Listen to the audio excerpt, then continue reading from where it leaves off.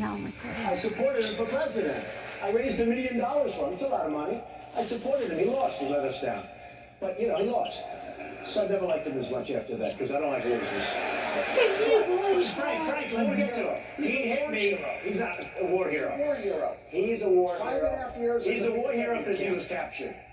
I like people that weren't captured, okay? I hate to tell you.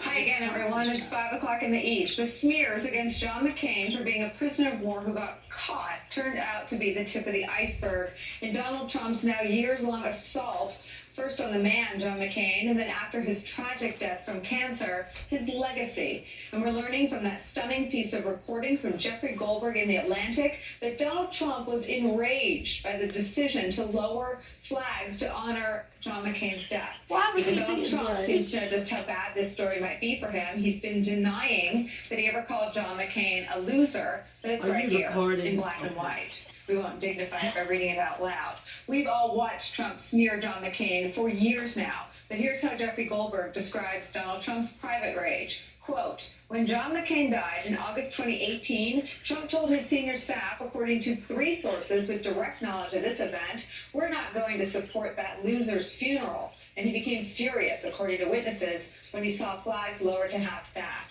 What the F are we doing that for? A guy was an effing loser, the president told aides. Trump was not invited to McCain's funeral. We will be joined in a few minutes by Mark Salter. He is John McCain's longtime advisor, his speechwriter, and having witnessed their friendship myself, I would add a true soulmate of former Senator John McCain's. But we start with some of our favorite reporters and friends. Associated Press White House reporter Jonathan Lemire is here. Also with us, Boston Globe senior opinion writer Kimberly Atkins and former State Department official Rick Stengel. Lucky for us, they're all MSNBC contributors. Jonathan Lemire, let me start with you.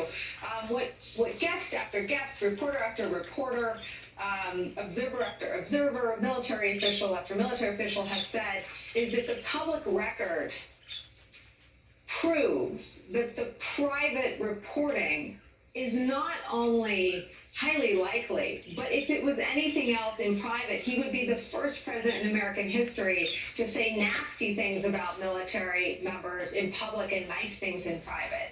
So how goes the spin today that there's anything inaccurate in reporting that, I should add, has now been matched by the Associated Press, by the Washington Post, and by none other than Fox News?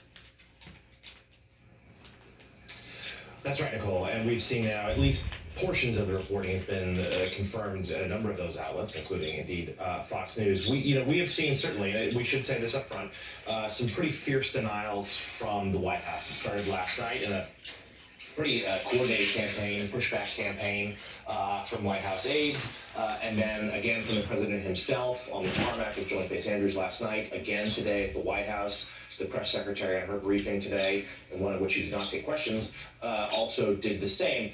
But I think it's also telling as to who they are offering the denials from. These aren't military officers. They aren't members of the president's cabinet. Certainly we have not heard from former Defense Secretary Mattis or former Chief of Staff John Kelly, of course, a central figure in the reporting in this blockbuster story in The Atlantic. None of them have come forward to say this isn't true. Now, of course, there has been a call from many to wish that they would come forward on the record one way or the other, including perhaps to confirm these anecdotes, these stories, these quotes. That hasn't happened just yet. But your point is very true, and it's sort of the guiding principle here, that we have heard the president make remarks like this before.